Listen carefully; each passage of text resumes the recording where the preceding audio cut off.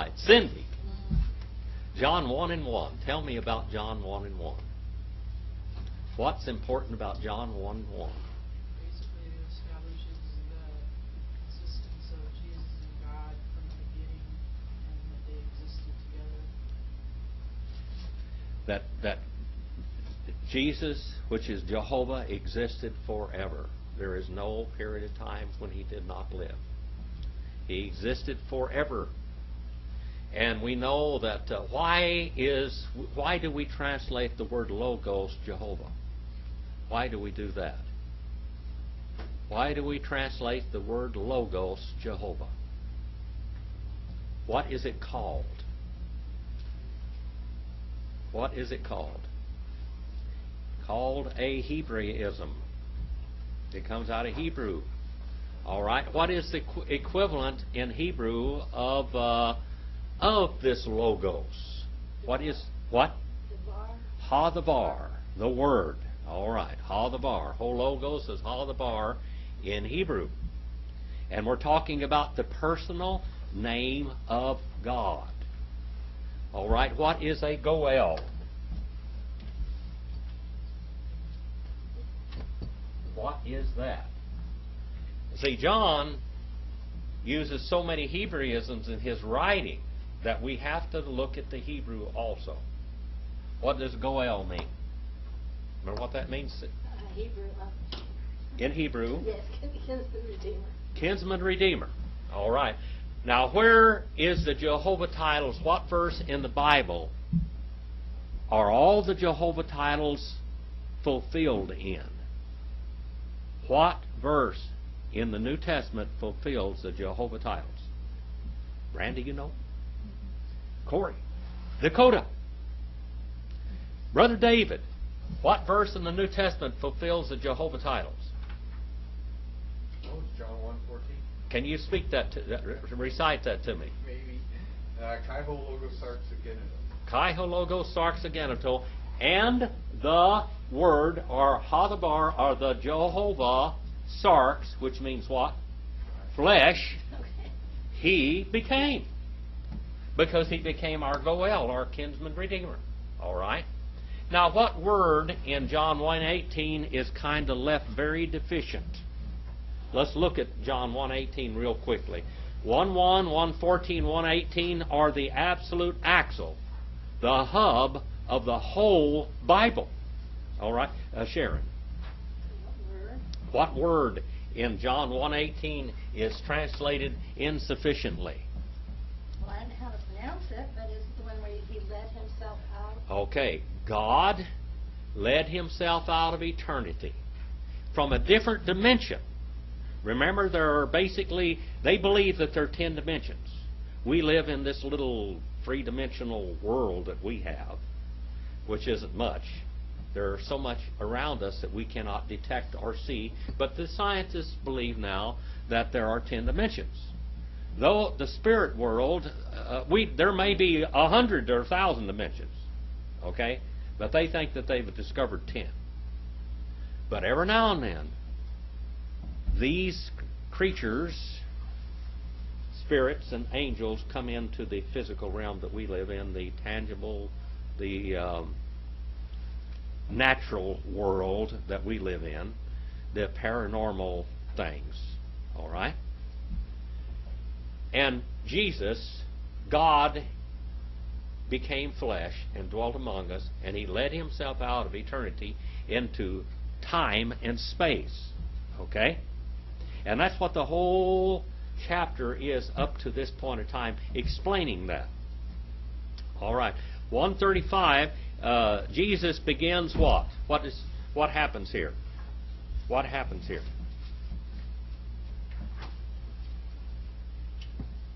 What happens from 135 through 42? What's the subject? I told you last week, see? This is a test.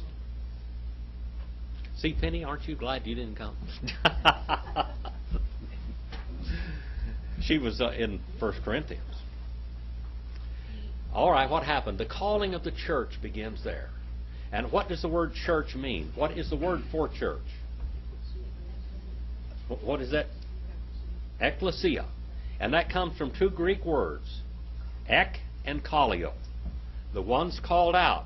And when did the church begin? When did he start this church? Right here. At Galilee, when he began to call it out. That's it. He called it out. And he put it to work right off the bat, didn't he? Did Jesus ever baptize anybody? Himself? Did Jesus ever baptize anybody? No. No. The Holy Spirit. Yeah, well, he did.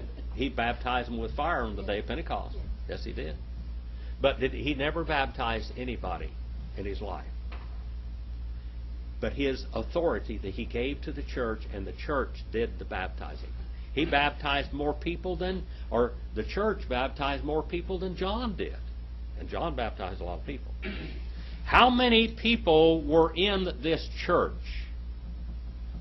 How many people were in this church at times? How big was the church? You remember what that is? What's so close mean? How many is that?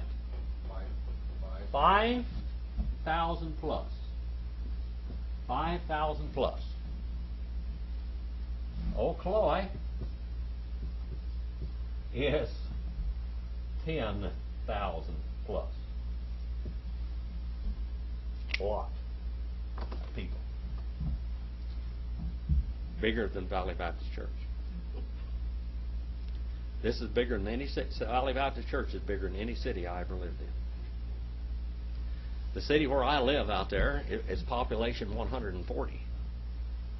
When I lived in Fish Lake Valley, the whole Fish Lake Valley had 180 people in it in about 2,000 square miles. Galilee had how many cities around it? How many? About 10 cities. And how many people were in each one of those cities?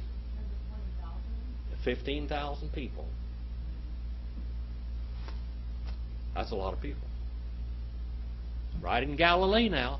By the way, Galilee was the roadway to the whole Middle East, wasn't it? Right through Galilee was where the camel caravans and all the way from Egypt and all the way to Arabia and every place else. That was a crossroads.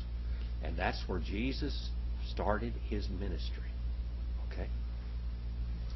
Te. Eparion. Pauline. Ace to K. Ewan ace. Kai. Ek. Ton. Matheton. Autu Dio. In the morrow, during the next day. That word there, te there, is locative singular. All right, locative singular. That little definite article is during the next day. Again, a little adverb of repetition there. Page 300, by the way. He stood, John, and out of the disciples of him too. Now, Jesus is going to pull out two disciples out of John's disciples. 136. Kai em blepsos to esu peri patunti lege ede ho omnos to theou. Now John looks and sees Jesus. Okay? And having looked into him, John could see things that you and I cannot see. John was operating in a different dimension than we are. John could look inside and see a person's spirit and soul. We cannot do that, can we? We can't do that. Could Jesus do that? Yes, he could. But John could too. The people came to him to be baptized. He could look into their hearts, into their souls and spirits, and said, "Who has called you and caused you to flee from the wrath to come, ye sons of the devil?" He could see that they were sons of the devil. All right, we can't do that. Might see some of their fruits and everything, but we don't know that. And having looked into him, the Jesus, walking around, peripatio, that's what that word comes from, peripatio. Walking around, dative singular masculine, present participle active. He says, behold, ide, hene in Hebrew. That's behold in Hebrew, hene. All right. Behold, ho omnos, the sacrificial lamb, a male lamb of the first year, a direct type of the Passover lamb in Exodus 12, 1 through 14. Belonging to the God, to theou, belonging to the God. To there is in the genitive case, genitive singular masculine, and the genitive case is a case of what? Case of possession. How many can name the 8 Greek cases right now? Who's going to get an A+ for tonight? What?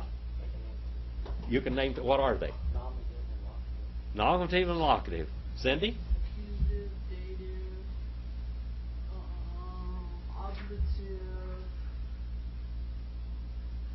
oblative. Say it with me. Nominative, genitive, oblative, locative, instrumental, dative, accusative, and vocative. That's the 8 cases. And that's what tells you everything about all of the nouns and the participles in the verse. All right? And there are hordes of tenses in Greek. Lots of them, myriads of tenses. All right. Kai, ekhoson, hoi, dio, matete, auto, lilontos, that is, kai, ekulotheson, tu, esu. And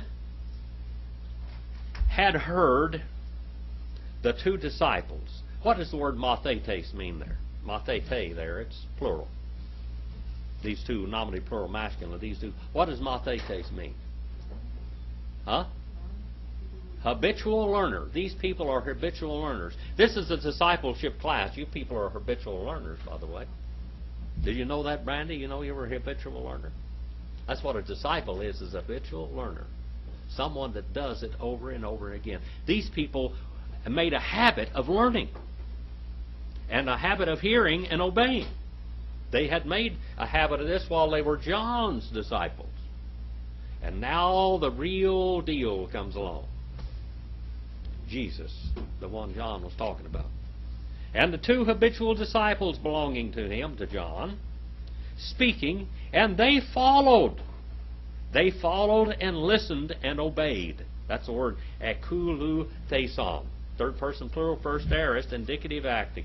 They followed, heard, listened, and obeyed the Jesus. And that's dative singular masculine. To esu. To the Jesus. Dative case. 138. Strophes. De. Ho esus. Kai theosomenos. Autus. Ekulu thuntas. Lege. Autois. Te zetete. Hoi. De. Ipon. Auto. Rabe. Ho. Legete. Methere me nu menon. Didaskale. Pu menes. These are inquisitive boys here. And having turned, did an about face, strephates. Having done an about face, the Jesus. That's whole there is what is a whole? See that whole esus? What's whole? First person, masculine. That's nominative singular masculine definite article. Ho aristikon arthron. Okay? The definite article. How many definite articles, how many different genders of definite articles are there in Greek?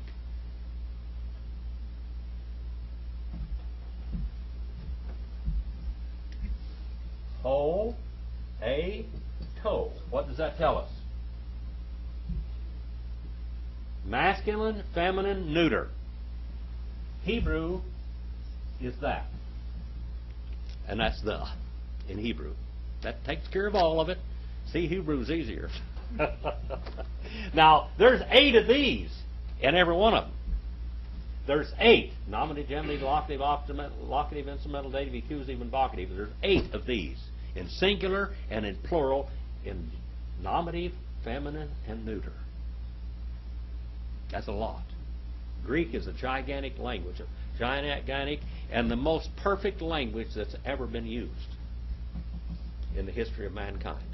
And guess what? Jesus put his New Testament in it. You can see why he did? Because it's a perfect language. Can't get around it. When the Bible says something, you're just going to either eat it or spit it out, one or the other, if you know Greek. Having turned around to Jesus and having beheld. We get a word theater from that. Theater comes from that.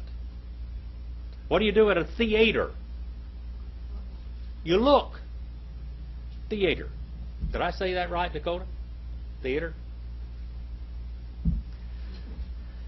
Nominative, singular, masculine. First aorist participle, middle voice. Having looked for himself at them, accusative, plural, masculine, third person pronoun. See all that? Even the pronouns are all declined in Greek.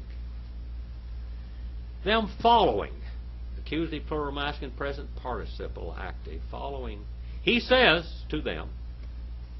He says, third person singular, present indicative, active. Can anybody conjugate the present indicative verb in Greek? It's oase, omeneta, uca. And see, that one's third person singular, present indicative, active. I'm not trying to scare you. I just want to let you know it's there. Okay? All of these are conjugated. First person singular, second person singular, third person singular, first person plural, second person plural, third person plural, and infinitive. Legain would be infinitive. Lego, legace, legay, legomen, legati, legusi, legain. Okay? There it is. Now it gets real complicated with all the aorist tense and pluperfect and perfect and all of that. To them, dative, plural, masculine, third person pronoun. T, interrogative, pronominal adjective there. What do you seek? What do you keep on seeking? Second person plural, present indicative, active. What do you keep on seeking? What do you keep on zealously seeking? This word means to boil and bubble with zeal. What do you keep on zealously seeking? Remember the zealots in the New Testament? What were the zealots called, by the way? What were they called? The zealots in the New Testament. There were 2 zealots in Jesus' disciples. Who were they? Huh? Who were the 2 zealots? Brother Mike? Judas Iscariot, and who was the other one? Simon the Zealot, or Simon the Cyrene. And what were they called? What was the technical term? They were called what? Sicarii. The name, the city, or the country Sicily was where that's where the mafia. They were the mafia. They were the Jewish mafia. That's what they were. What caused the destruction of the Temple of Jerusalem? Where did the Jewish mafia have its head and its base? In the land of Palestine. Come on, girls and boys. Masada. Masada. The 10th Roman Legion went there and they besieged Masada. That's where the Jewish henchmen, that's where the Jewish Sicarii, this is where the Jewish mafia was. And the word Sicarii means what? What was the word Sicarii mean? The dagger men. The stiletto men. They would go in a Sicilian banquet. They would go into different banquets like this. They would slip up to a Roman soldier and they'd stick one of those long, slender knives right in the pit of his stomach and turn it up in his heart and twist it and walk off and let him bleed out. That was their way they operated. They would do that on the roads, on the side. Who in the New Testament? Was there anybody arrested for being zealots? These mafia in the New Testament? Was there anybody arrested for doing that? What? Barabbas. And the 2 other men were all zealots. They were all Jewish mafia. That's who Jesus was crucified with. The head of that was Barabbas. Barabbas in Aramaic means what? Barabbas. We're going to run into a little Aramaic and Hebrew here in just a minute. Barabbas means what? Son of the Father. Son of the Father. Bara, bar is son. Abba in Aramaic is father. Bar. What is the word for son in Hebrew? Ben. Thank you very much. Boy, you girls or boys are getting really good grades tonight.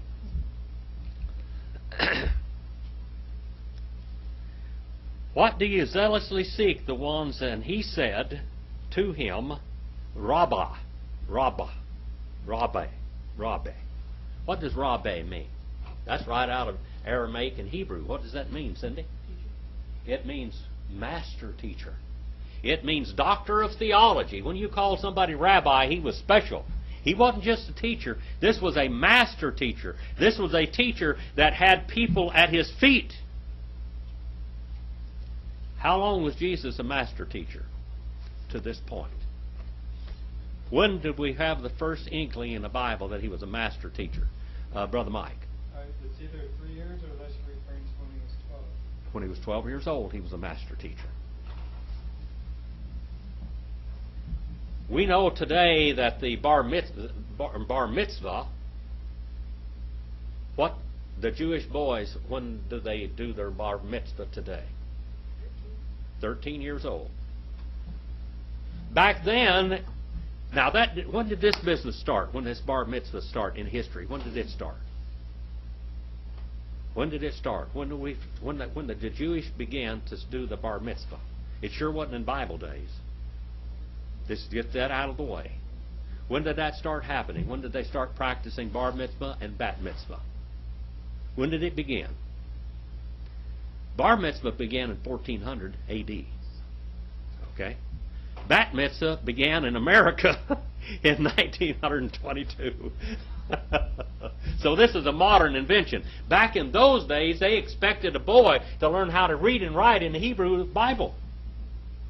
And Jesus was a master teacher by the time he was 12 years old. By 12 years old. Okay? Rabbi. Master teacher, doctor of theology. Which is called or translated, which is called or said, being translated, explained. That's come from Math-er-menus. Math-er-menus, we get our word hermeneutics out of that word. Right out of that word, hermeneutics. And that word comes from the Greek god Hermes, was the god of interpretation, or explaining things. Kind of like Gabriel was. They took a lot of things from the Bible in their little gods and goddesses. Being explained or translated or hermeneutized, teacher, didaskale. Where are you going to remain? Second person singular, present, indicative, active. Where are you living? Where are you hanging out? 139 now. Legay, altois, erkeste, kai, opeste, elton, un, kai, adon, pu, mene, kai, par, alto, emenon, tain, hemeron, ekanain, hora, ain, hos, deketai. Deketai. And he says to them, he says, third person singular, present, indicative, active. Remember that? Logos, legay, legay, logomen, legete, logusi, legain. And he says to them, dative, plural, masculine, third person pronoun, come, erkamai. Come for yourself. You do this because you want to. You come if you want to. But when you come and you make this decision, boys and girls, it's going to change your lives. When you come to the Lord Jesus Christ as your Savior, it changes your life. It ought to. If it doesn't, then something's wrong. It ought to give you a different heading. It ought to give you a different pathway than the rest of the world. The world ought to look at you and you not follow the world, but the world ought to look at you and say you're something different, and they follow you because there's something different about you. Kai. You know what that word means there, Penny? Penelope? And right here, page 208, by the way. That's a conjunction. And you shall see, opeste. That comes from horao. It's second person plural, future indicative, middle voice. For yourself, when it comes to coming to the Lord as Savior, when it comes to serving the Lord, you do it. There's an amount of volition in you. What does the volition mean? Volition. Will. God gave angels, spirits, and man volition. Even cats got volition. Do you know that? Cats have volition. Cats have volition. Cats, you don't own a cat. A cat owns you. Did you know that? Cats make up their own minds. If they like you, they like you. That's it. Or else forget it. Either a cat likes you or he doesn't. That's it. You just don't make cats like you. Now, dogs are different animals. That's different. Dogs, you can beat them up, kick them around, and they love you. But a cat is different. A cat has a will. It either adopts you, it adopts you. You don't adopt it. You belong to a cat. And you shall see for yourself. And they went. Third person plural, second aorist indicative active, therefore. And they saw where he remained. And beside him they remained. Look at the word par there. Par is from para. That's page 300. Para is a preposition. Para means beside. We bring it in many English words. All right? Many English words, para. Para, that means beside. Beside, with him. Instrumental, singular, masculine, third person pronoun. With him, it's auto there. It's instrumental, singular, masculine. With him. They remained. Third person plural, first aorist indicative active. They remain meno. During the day, that hour, it kept on being about 10. What's the 10th hour? When does the day begin in Hebrew? Huh? What? When when it becomes? What's the 9th hour of the day? 9th hour of the day, okay. Here is the Jewish clock.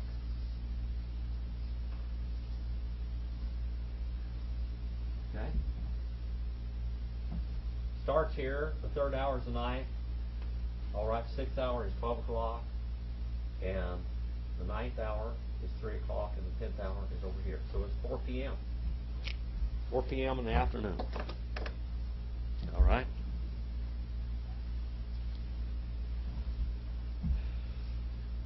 Deca means 10. Decathlon means what? What? 10 events. That's right out of Greek. It's Roman, but it's out of Greek. Where'd the Roman numerals come from? They're not Roman numerals. We call them Roman numerals. Where do they come from? They come from Greek. They're Greek letters, not Romans. They're Greek. Most of the Greek coins were not printed in Latin. They were printed in Greek. The Greek culture literally conquered the Romans. The Romans conquered what was known as the Greek Empire, but their philosophy, their customs, everything just took over Romans. They became warmed over Greeks. Warmed over Greeks. All right. 1 in verse 40. Ain. Andreas. Ho. Adelphos. Simonos. Petru, Ace, Ek, Ton, Dio, Ton, Akusanton, Para, Ionu, Kai, Akolultheson Ton, Auto. And kept on being, look at that word, third person singular, imperfect, indicative, active, that comes from Amy. Kept on being, it's an imperfect tense. And kept on being Andrew. He always was his brother. Always the brother of Simon, Andrew. What does Andrew mean? Andrew. Comes from anthropos in Greek. Man. Huh? Man. Man or manly. Andrew means manly. Manly. Okay? The brother, adelphos. What does adelphos mean? Adelphos. What two Greek words does adelphos come from? Adelphos. Adelphos. It's made up of what? Two Greek words. What are they? Sharon? I'm thinking like Philadelphia. Well, Philadelphia is from this word. Brotherly love. Okay. Philadelphia means brotherly love, yes. What does adelphos mean? How is this word built? A brother of the same womb. All right. From the same Delphi, which is womb. From the same womb. They have the same mother. That's what it literally means. From the same womb. From the same womb. From the same womb. Do you have children from the same womb? Do you have more than one child? Well, I have, actually, one, yes, and then I adopted the other one. So Oh, okay. no, there's- Just one. Yeah. Just one. Yeah. Sharon? The other Sharon? One. All right. Brandy? I have two. Two. From the same womb. See, these are from the same womb. They are brothers or sisters. All right. How about you, Penelope?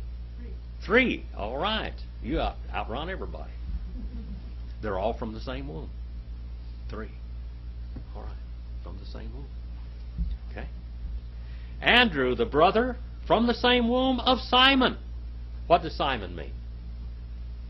What is the Hebrew word from Simon? What is the Hebrew word in the Old Testament? What's the name, the Hebrew name? King James made a total mess out of the names in the Bible. What is this word? Huh? Simeon. Simeon. Simeon and Simon are the same name. And we're going to even learn what they mean in Aramaic also. Oh, that's Simeon. Simeon. Simeon. Simeon means one who hears. And then we have Simon Peter. Petru. Simon Petru. The brother belonging to Simon Petru. Petru means what? Petros. It's different. Petros.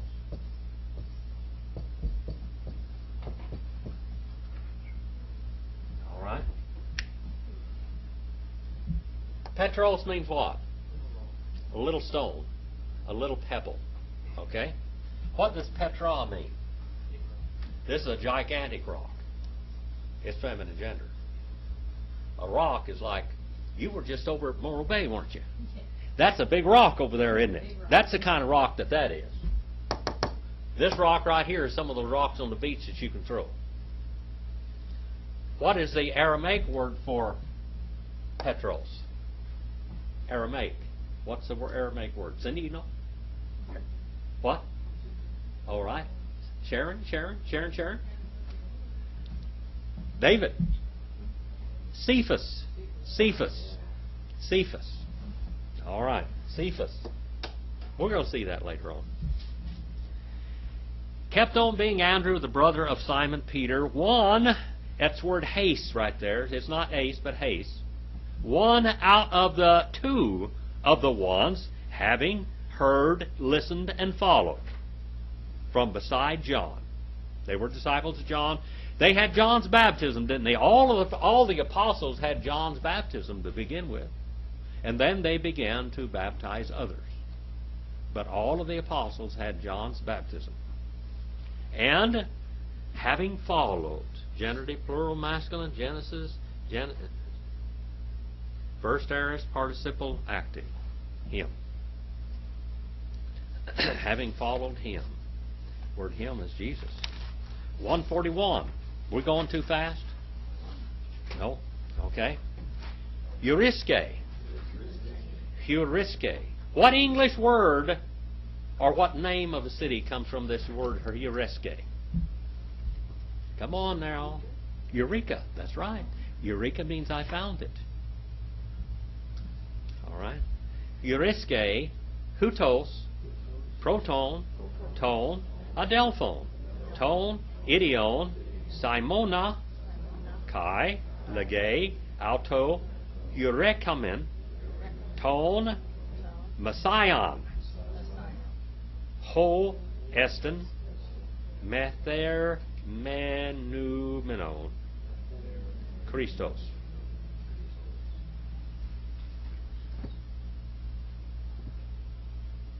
He finds, he seeks and finds, third person singular present indicative active from horisko. Oase, omenata, usiane. See, that's real simple in present indicative active. It gets complicated from there on. This one, nominative singular masculine, demonstrative pronoun. This one, right here. First, and it's a firstly, it's a little adverbial comparative. The brother, the own, one's own Simon. And he says to him, we have found Tone Messiah. All right, now, he's speaking what language there when he says this? What language is he speaking? Hamashiach. What's that? He's speaking Hebrew. Speak Hebrew or Aramaic, one or the other. Which is, having been interpreted. What is the root of this word, having been interpreted? What is the root of it? What is it? It was a Greek god. Hermes, the one who translates. Hermeneutics, the science of interpretation of Scripture, comes from that word. We have found Christos. Christos, we have found the Messiah. The Messiah. All right. 142 now. Agogen, auton, pros, ton, asun, eblepsos, auto, ho, asus, epan, si, a, simon, ho, quios, iwanu, si, kleithese, Caiaphas, ho, hermu, hermenu ete, Petros. And he leads him toward the Jesus. He's leading his brother toward the Jesus. And having looked inside of him, the Jesus, he said, you are Simeon. You are Simeon. And what does that name mean? One who hears. One who hears and one who obeys. Remember in the Old Testament, one of Jacob's sons was called Simeon. This is where this name came from. And what did his mother say? God has heard my prayers and answered my prayers, when she named that boy Simeon. All right? So here we have the word Simon or Simeon, the same name. The son of John. So John was his father. You shall be called, from this point on, second person singular, first future, indicative passage, you shall be called Cephas, Aramaic. All right? Cephas, which is being translated Peter. Small stone. Matthew 16 and 18. Matthew 16, 17 and 18. Let's look at that real quick. Automathion. Automathion. We can't go past this without going there. Okay? Matthew 16 and 18. Automathion. 16 and verse 18. Let's go all the way back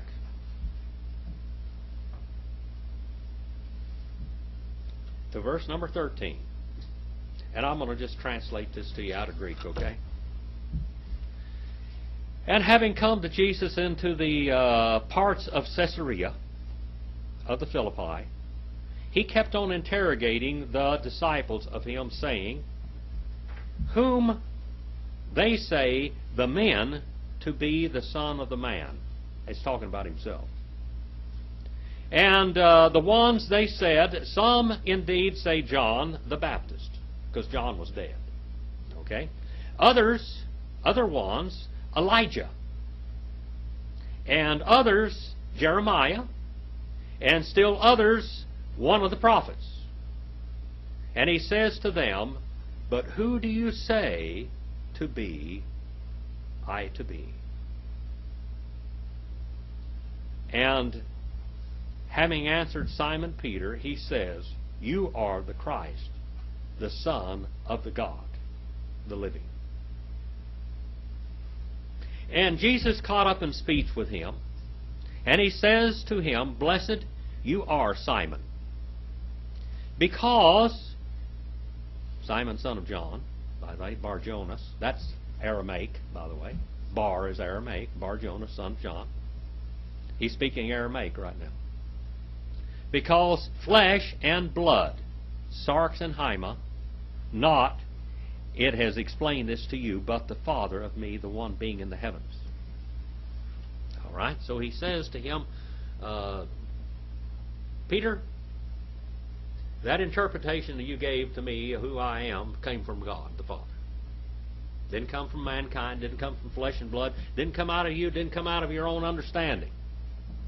Came from the Father. And I say to you that you are Petros, a little stone. A little stone. Now here's where half of the religious world, three-quarters of the religious world goes off on the left field, astray.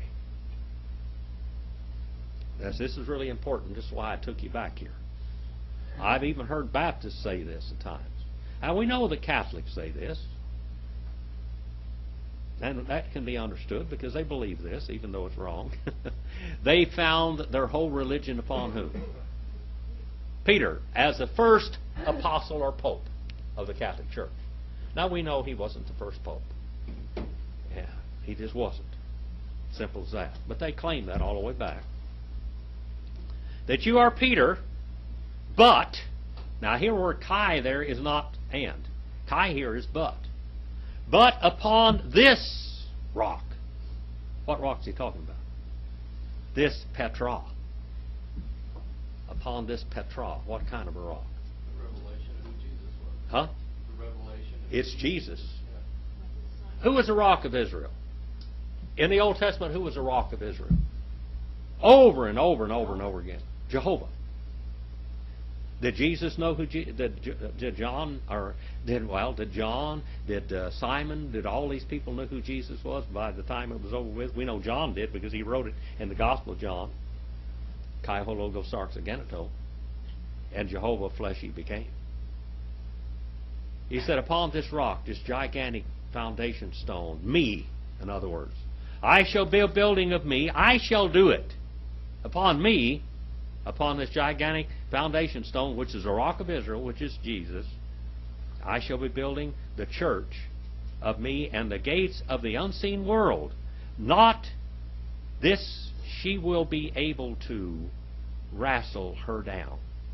Not these gates, not the very demons of hell will be able to wrestle her down. 1 Peter, if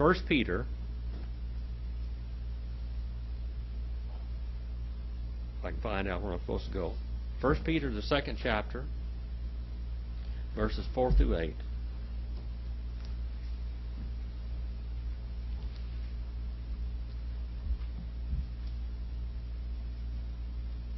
Toward whom approaching the stone, a living, by mankind. On the one hand, having been rejected by the God, okay, having been rejected, but chosen by God, precious. Now, it says in the King James, it's to whom coming as unto a living stone, disallowed indeed of men, but chosen of God, precious. Who was this rejected stone? Jesus. He was a cornerstone that was rejected. He was a cornerstone. that he was rejected. And he quoted the Old Testament saying this. And ye are living stones built upon the spiritual house, upon the Holy Spirit.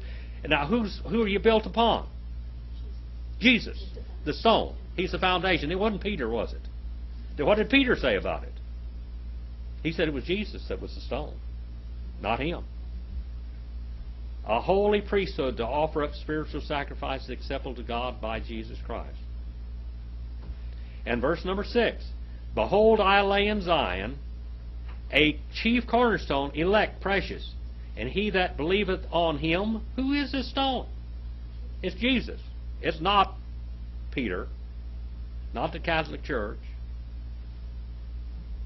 And he shall not be confounded or confused or ashamed. Down shamed is what it literally says. Unto you, therefore, which believe, he is precious. But unto them which is disobedient, actually that's not in the original language, the stone which the builders disallowed, the same is made the head of the corner. A stone of stumbling and a rock of offense, even to them which stumble at the word, being disobedient, whereunto also they are appointed. But ye are a chosen generation, a royal priesthood, and a holy nation, a peculiar people, that ye should show forth the praises of him who called you out of darkness into his marvelous light. Now, what darkness is he talking about? Their old religion, Judaism. It was a religion of darkness. They couldn't see the light. When the light came, they hid from it. They hid their eyes. They would not see him. All right, 43. 43.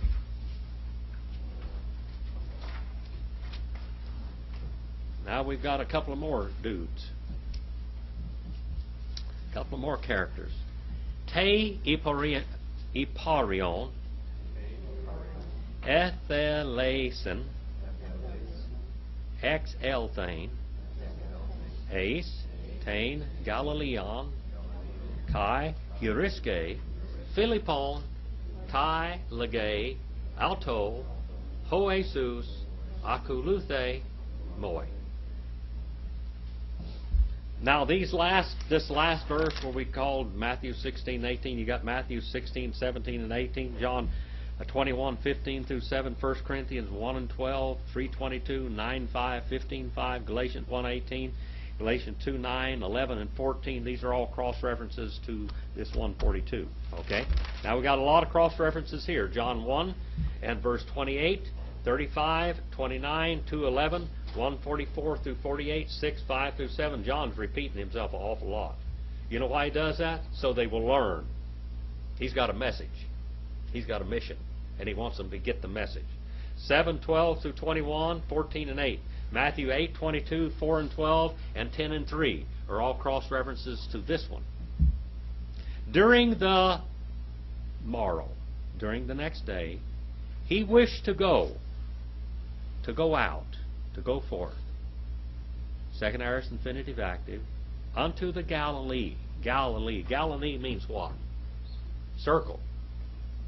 You got A plus there, Sharon. Circle. And he finds, Eurisco. That's Eureka, you know. And he finds, third person singular, present indicative active, Philippon. Philippon. What's Philippon mean? Philippon.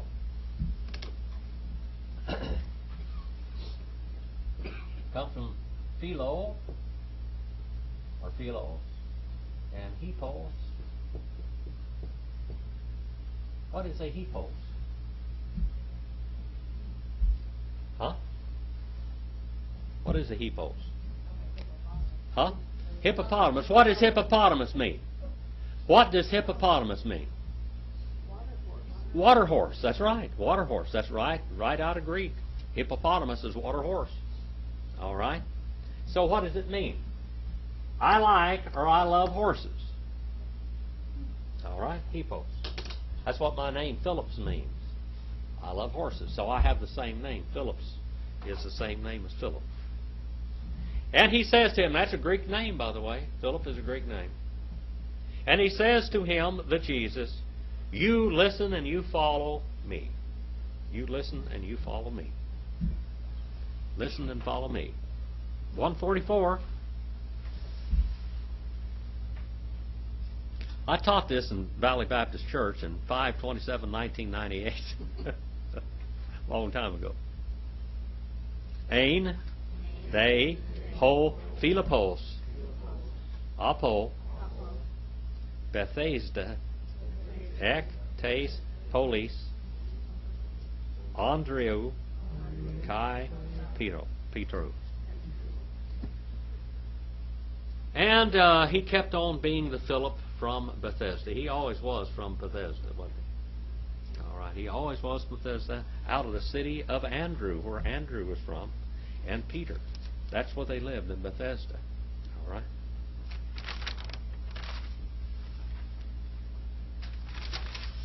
Okay. 140, yes.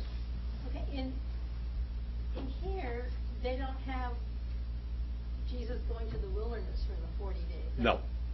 He did that, but see, John does something different than all the other. John is not a synoptic, is he? What does synoptic mean? Synoptic. What does a synoptic mean? How many synoptics are there in the New Testament? 3. What are they? Matthew, Mark, and Luke. Okay, those Gospels look at Jesus, and basically the chronology is all alike. What is the purpose of the writing of the Gospel of John? He covers a very much shorter period of time. He jumps over a lot of stuff. But what is he proving?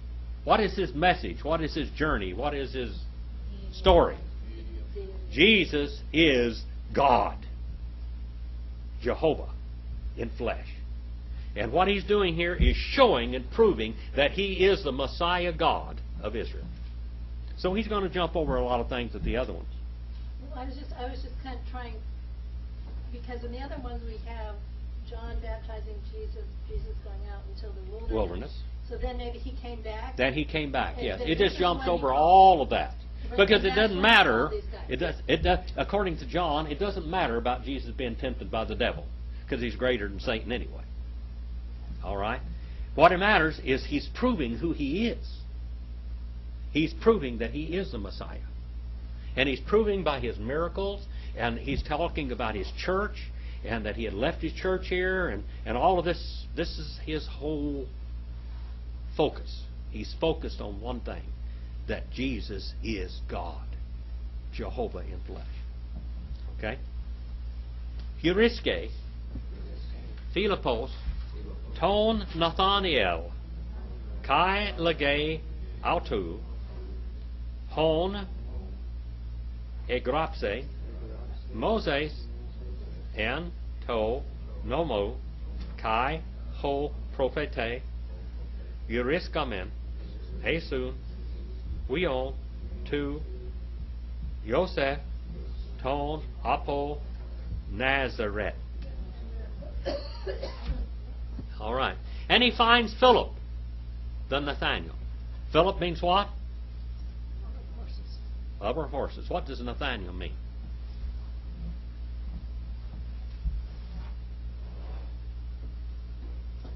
It comes from a word like that, which means what in Greek, in Hebrew? Natan. What's Natan mean? That's a root. That's a 3-letter root. Hebrew languages are made up basically of 3-letter roots. Remember what that means, Natan? That's gift. Natan, and then it has on the end of it, it has this.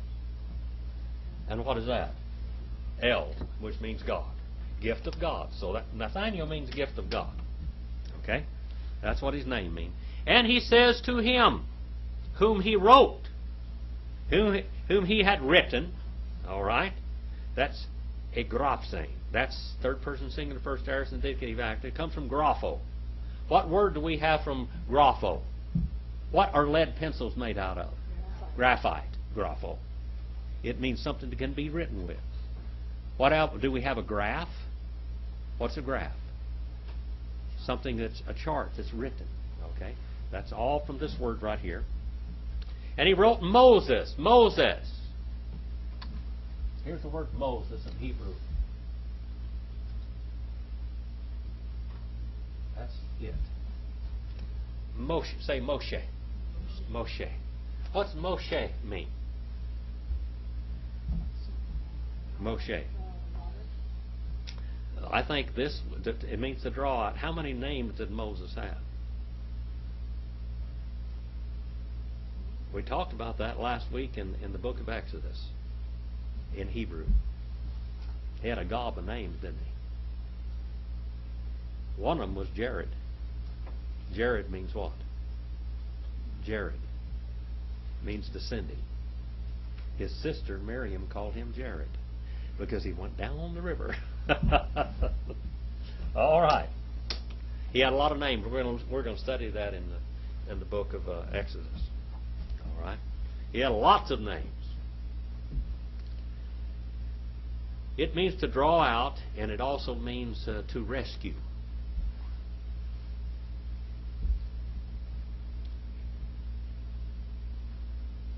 He wrote Moses in the law and the prophets. We have found Jesus, son of the Joseph, the one from Nazareth. We have found Jesus, son of Joseph. Who was Joseph to these real Jews? Who was Joseph to them? Which Joseph are they talking about? Joseph, the son of Judah. Joseph, the son of David. He was supposed to be on the throne of Israel. Who was squatting on the throne of Israel instead of Joseph? Huh? Herod.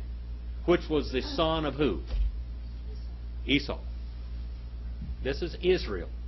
Israel's son should have been on there. And who is Israel? Jacob. Jacob's son should have been on there. Through the line of Judah. All right? The line of the tribe of Judah. This is going to be the Messiah. They knew who Joseph was. They knew all about Joseph. Joseph was supposed to have been on the throne. He wasn't, but he was supposed to have been on the throne. Now, so they know who Joseph is. Joseph out of Nazareth. That word Nazar, what does that word mean? Nazar. Nazar. It means two things, but it means the same thing. Nazar. What's Nazar mean? Remember Brother David? A root. Root. Or what else? I'm going to draw you a picture, a poor picture.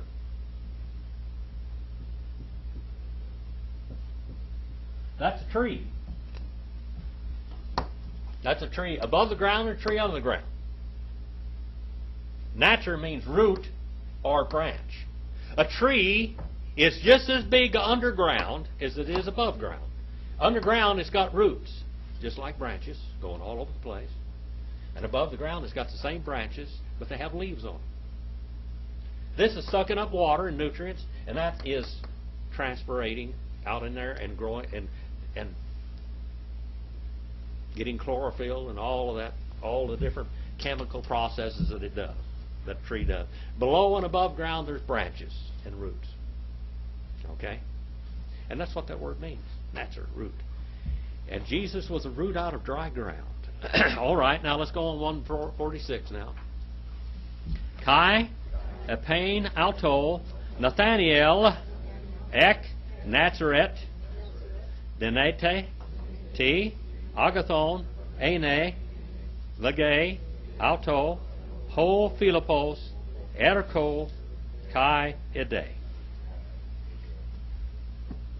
And he said, third person singular, second aorist, indicative active, to him, Nathaniel. Out of Nazareth. Out of Nazareth is able. What? Anything good? Look at that word agathon. What is another word for good in Greek? Not that word. Kalos is the other word. Kalos. Kalos means good. Kalos just means goodies. In French, that's bon. Bon. Bon. Bonbon. You know bonbons? Bon. Good. All right. Here we have spiritual good. Anything spiritual good? To be, he says, out of Nazareth. To him, the Philip. And he said, come and look. Come and see. Come and see for yourself. 147. Adain, Jesus, ton Nathaniel. Erikomenon, pros auton, kai legay, peri auto, ide, alethos, Israelitos, en ho dolos, uk estem. And behold Jesus the Nazareth coming toward him. And he says concerning him, behold, truly, alethos. What does the word truly mean there? It's an adverb of affirmation. But what does alethos mean? Or aletheia? Huh? One that's not in the dark. One that has no secrets. One that is true and speaks true. That's what the word alethos. What is the word for darkness in Hebrew? It's kind of almost like this word here, alethos. Lout or lot.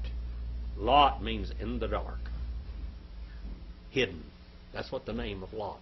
Lot. You know, he had 2 daughters. And then he had 2 sons with those daughters, Ammon and Moab. All right.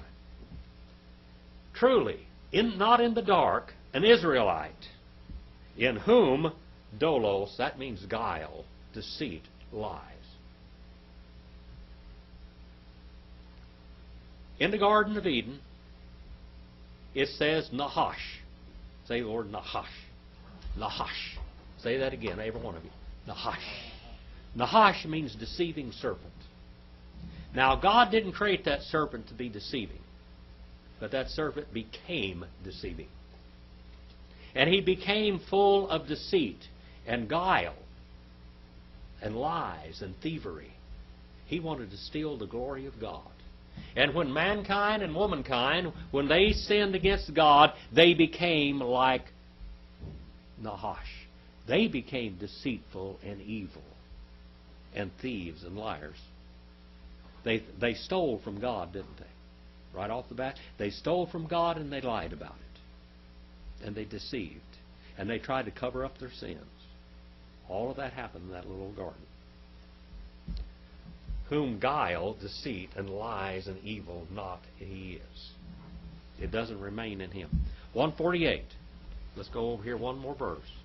And Legay, Auto, Nathaniel, Pothan, Me, Genoskes, Apokrithe, Jesus, Kai, Epan, Auto, Pro, Tu, Si, Philippon, Phonese, Onta, Hippo, Tain, Sikain, Adon.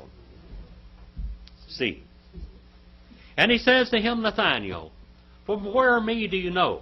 Where do you know me? Answered Jesus, and he said to him, before Philip called you, being under the fig tree, I saw you. Now, what do you think this old boy was doing under the fig tree? Think he'd been praying out there underneath the fig tree?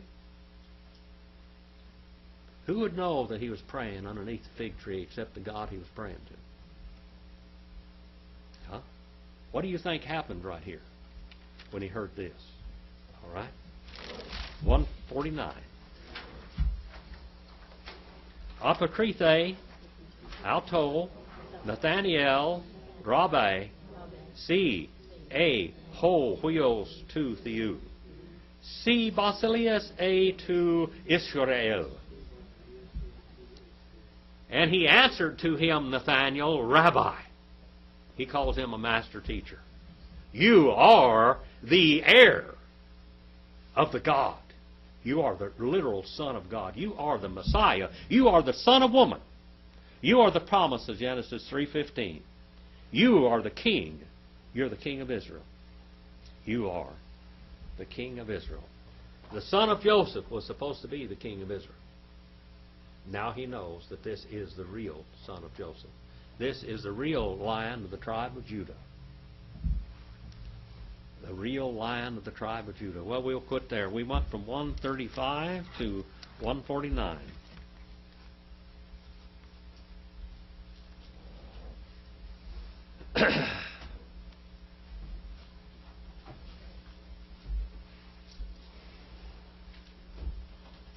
Do you have any questions? Randy, you got any questions tonight? Good to see you in here. Not tonight. How about you, Sharon or Sharon? Cindy, you got any questions tonight? Steve, you got a question? Mike? Corey? David? Penelope? None. I do have one. Okay, Sharon. You were saying that they were speaking Greek and Aramaic. Yes. Were they raised speaking two languages, kind of like we speak English and Spanish? Yes. They were, any time in the Greek Bible that they were speaking a different language, it'll tell you. The Bible, the New Testament, is written in Greek, but it quotes Aramaic, it quotes Hebrew, or whatever. A lot of the people try to say, well, the Bible was originally written in Aramaic or written in Hebrew or whatever, the New Testament, but it was written in Greek. When it quotes Hebrew or Aramaic, it tells you. Okay? It's quoting them. Talitha Kumei. What is that? That's Aramaic. Maid, arise. Young maiden, young woman, arise. Come up. All right? These are different terms. He used these terms, and when they were speaking the languages, it tells you what they were speaking, but it's written in Greek. The New Testament is written in Koine Greek because it's such a perfect language. And you can't get around it either. You can't get around on Matthew 16 and 18. It'll tell you exactly who this... That word right there will tell you. Petra and Petra. Petros and Petra. And there's no way around it. I told you, I think it was last Sunday night. Some of you were here then. When you look at the Bible from the original languages, it takes away all the fog. It's up to you whether you believe the Bible or not. When I studied Greek and Hebrew, I studied Greek and Hebrew. I wouldn't have studied it all, period. Except that's what the Bible's written in, so I wanted to know what the Word says. Translations are translations. They're all translations. But when you study Greek and Hebrew from the original text, you know what it says. Now, it's up to you whether you accept what it says or not. If you have a preconceived idea about something, I don't care what King James says or New American Standard or whatever. When you look at it from the original language and it says that, will you accept it? Will you or will you not? As simple as that. And that's why we study these. We are disciples, matetes. All right. Who wants us to... Any other questions? Based on what you were saying about his lineage, would Joseph, the stepfather, so to speak, of Jesus, should he have been the rightful king at that time? Yes, he was. Okay. Joseph should have been the rightful king. And what lineage, which book in the New Testament, which synoptic in the New Testament gives Joseph's lineage? Matthew. Which one gives Mary's lineage? Luke. Do you think Different. that was known at the time? What? Do you think that was known by the other Israelite Jews at the time? Sure. Okay. Jesus was not in the dark. He was born in the right place. There was a caravan of from 300 to 300 people come looking for him. You know, we call them the three magi, but there could have been 300 of them. It was a caravan of them. They had servants and everything along with them. Here comes a big, long service, and they come to Jerusalem looking for the king, and they go to Herod. This is Herod the Great, you know. This is the bad guy. They go up there, and they're looking for the king. And he said, oh, he grabs in the scribes, and they said, where is the Messiah supposed to be born? They said, in Bethlehem. Okay, you go look for him in Bethlehem. When you find him, come back and tell me, because he wanted to kill him. Now, they didn't come back, so what did he do? He went and killed every child in Bethlehem. Every child from 2 years old, younger. Killed all the boys in Bethlehem. Okay? Jesus went down into Egypt. And then when he died, he told him to come back. They went back to Nazareth. They didn't go back to Bethlehem. They went to Nazareth. All right? And and they stayed in Nazareth, and Jesus grew up in Nazareth. And then he begins his ministry here. They knew who he was. If you read the Arco volume, you will see the interviews that the Sanhedrin did about Jesus. The interviews they did. They interviewed Mary and Martha and Lazarus. They interrogated Joseph and Mary. And they traced him and looked at him all over. They knew exactly who he was. It was not. He didn't do it in the dark. It wasn't done in the dark. That's why John writes it. He said he wants to prove to these rascals that this is Messiah the King. Acts the 7th chapter. Stephen says, and he gives a whole history of the nation of Israel, and then he said, you crucified the God of glory. And they had a fit, and they ran over there because they didn't want to believe. They stoned him to death, and who was there? Who was the head man there? Saul, which became the Apostle Paul. And they killed him, and they ran over there and bit him like dogs. They bit him. They kept on chewing on him with their teeth. Like dogs. You know, they called the Gentiles dogs, but they became dogs that day. That's what it literally says in Greek. They kept on chewing on him. You know how people get in fights in bars and they chew people's ears off and bite their noses off? That's what they were doing to Stephen that day. That's what happened to him.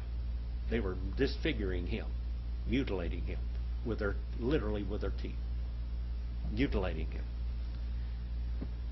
That's a sad story, but they became dogs that day. They became, and of course the Lord turned from Israel and He turned to the Gentiles, didn't they? They knew who He was, without doubt. All right. Any more questions? No? Who would like to dismiss us in prayer today?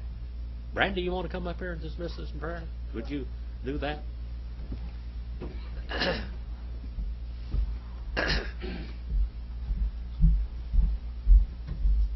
Let's pray. Heavenly Father, it is such an amazing privilege to be able to come freely in a place like this, where some people don't get this. Some people will never have a classroom like this that they can come to, and we do. And we're so grateful for that, Lord. And we're thankful for Dr. Phillips, that he could just keep going week after week and sharing his knowledge and the knowledge that you've given him, the knowledge that you're now giving us, that we might be able to do more with that. We ask that that's exactly what you would encourage us to do this week. Show us where you're already at work and show us how we can help you in that as we go throughout our week.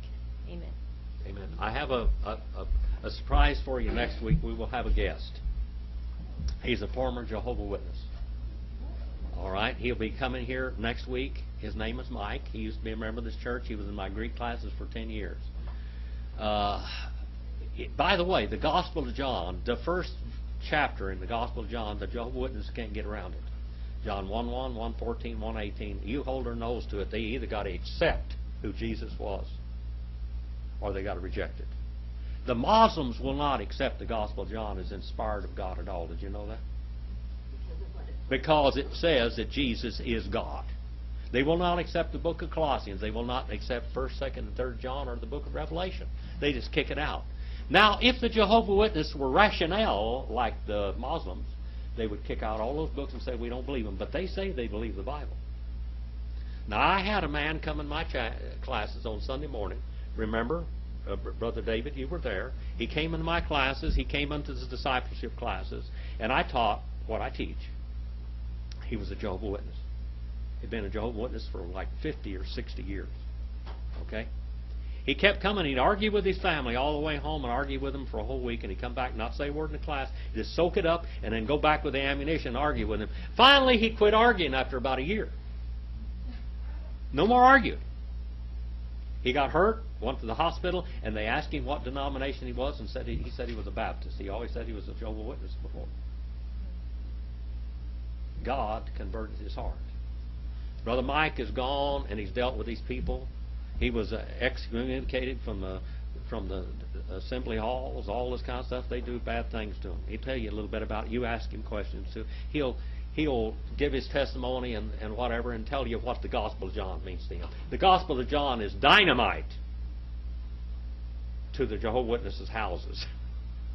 It's dynamite. It just does away with them. That's why I'm teaching it one more time. It's something. It's wonderful. Anyway, Brother Mike will be here next week, hopefully, the Lord willing, and the creek don't rise, and I'm still here. Anyway, God bless you. Go out and do something eternal. Okay.